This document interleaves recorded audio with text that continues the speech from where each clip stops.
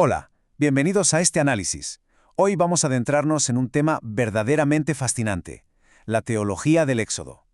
Vamos a explorar ese profundo modelo de liberación, de identidad y, en el fondo, de lo que significa la libertad, que encontramos en esta narrativa. Porque, a ver, no se trata simplemente de un relato antiguo sobre una huida por el desierto. ¿Qué va? Es, de hecho, el pilar sobre el que se construye toda una visión del mundo, una que redefine por completo lo que significa pertenecer, creer y, sobre todo, ser verdaderamente libres.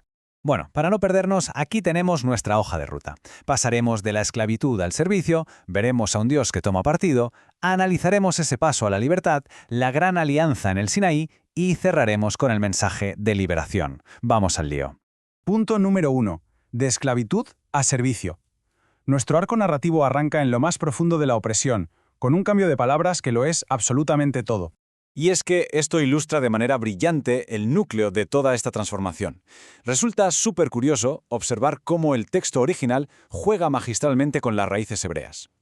Imaginemos la escena. Al principio de la historia, el pueblo sufre bajo la abodá, es decir, la esclavitud más cruel, el trabajo forzoso en Egipto, pura miseria. Pero ojo a esto, porque el objetivo final del éxodo no es simplemente escapar y tumbarse a no hacer nada, no.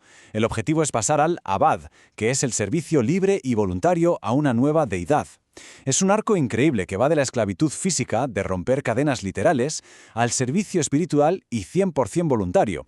Al contrastar visualmente estos dos tipos de servicio, salta a la vista algo fascinante. El éxodo no va solo de cambiar de código postal o de escapar geográficamente.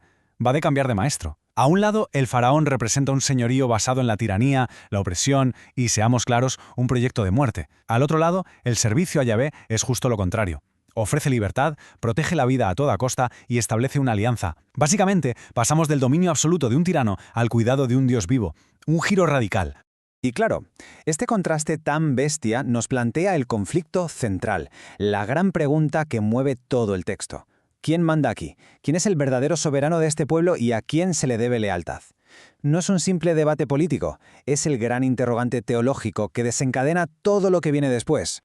Avanzamos al punto 2, un Dios que toma partido. Vamos a ver cómo responde Dios a esta gran pregunta, y ya adelanto que no lo hace desde las nubes, sino metiéndose de lleno en el barro de la historia humana.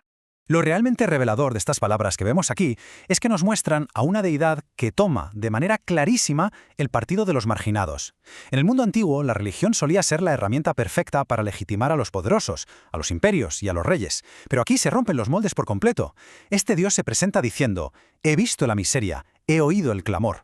Es un Dios que presta atención a los esclavos y no a los monarcas, una auténtica revolución para la época.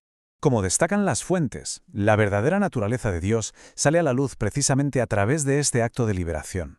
No se presenta primero en un templo lleno de oro, ¿qué va? Se presenta como el guerrero definitivo que planta cara al faraón. Y recordemos que el faraón se consideraba a sí mismo un ser divino, pues el texto lo retrata casi como un antidios, cuyo proyecto de muerte choca de frente contra el plan de rescate del Dios de Israel. Esta implicación histórica tan profunda es justo la razón por la que marcos de pensamiento muy modernos como la teología de la liberación latinoamericana beben enormemente de esta narrativa. Encuentran en estos textos la base de un Dios que actúa como defensor activo contra estructuras económicas y políticas injustas. La gran idea aquí es que la liberación espiritual y la liberación social, histórica y política no son cosas separadas, van de la mano. Llegamos al tercer punto, el paso a la libertad. Porque este conflicto teológico culmina en algo muy físico, en un paso literal fuera de esa tierra de opresión. Vamos a echar un vistazo a este mapa temporal, porque el trayecto en sí mismo es una hoja de ruta geográfica y teológica. Cada fase es dar un paso para alejarse de las cadenas y acercarse a una identidad nueva. Empezamos en la pura opresión de Egipto, vivimos esa salvación milagrosa en el Mar Rojo, experimentamos la protección divina en el desierto frente a la escasez, hasta llegar al Sinaí, el lugar de la alianza. Es como una clase magistral sobre la marcha. Y dentro de ese viaje, cruzar el Mar Rojo marca un antes y un después absoluto. Por un lado, esas aguas caóticas eran el abismo, el peligro de muerte inminente con un ejército pisándoles los talones. Pero, de repente, de manera asombrosa, se transforman en la herramienta de un rescate milagroso. Es literalmente volver a nacer. El grupo que entra en el mar es una multitud aterrorizada de esclavos fugitivos, pero el pueblo que sale por la otra orilla es una comunidad salvada, lista para una nueva vida. Cuarto punto. La alianza en el Sinaí. Una vez que las cadenas se rompen y las aguas se calman, el pueblo llega al lugar donde se va a estructurar oficialmente su nueva sociedad. Ahora, la montaña santa, el Sinaí, reemplaza las lujosas cortes del faraón como el nuevo centro de soberanía. Se acabaron las pirámides y los palacios opresivos. En su lugar tenemos una montaña en medio de la nada, donde Dios establece una relación directa con el pueblo, dándoles una ley. Pero ojo, no para someterlos otra vez, sino para darle forma a esa libertad recién estrenada. Fijémonos en esta tabla, porque es clave. Esta alianza no es firmar un contrato legal aburrido o un tratado frío entre dos partes que ni se conocen. Es una relación profunda y mutua. Y el último punto de la tabla refleja algo vital. Requiere libre albedrío. Pensemos en esto. Dios no podía hacer un pacto así con esclavos en Egipto, porque un esclavo no tiene libertad para decir sí o no. Solo un pueblo totalmente libre puede elegir por voluntad propia comprometerse en una relación recíproca de este nivel. Por supuesto, ser libres no significa que de repente sea la ley de la selva. Esta libertad se estructura con prácticas muy concretas. Destaca especialmente el descanso del sábado. Esto es una pasada, es una señal radical de que ya no son piezas de una máquina estatal obligados a trabajar sin descanso. Los mandamientos, cuidar del más débil, como el extranjero, la viuda o el huérfano, y saber administrar la tierra, son las herramientas para construir una sociedad que es exactamente la cara opuesta de la tiranía que dejaron atrás en Egipto. Y así llegamos a nuestro quinto y último punto, el mensaje de liberación. Vamos a ver el legado que nos deja este cambio monumental y cómo estas ideas tan antiguas tienen un impacto existencial hasta el día de hoy. Este versículo es como la clave de bóveda que sostiene toda la teología del texto. Es el prólogo a los 10 mandamientos y demuestra que la identidad misma del Dios de Israel está ligada, para siempre, a un acto histórico de liberación. Ojo, que en este momento no se presenta como el gran creador del cosmos, sino como el libertador.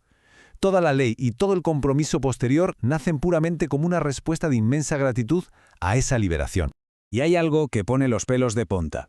A diferencia de otros textos antiguos que amenazan con placas terroríficas o destrucción total si se rompe el pacto, el libro del Éxodo define la maldición definitiva de una forma muy simple pero devastadora: perder la presencia de este Dios.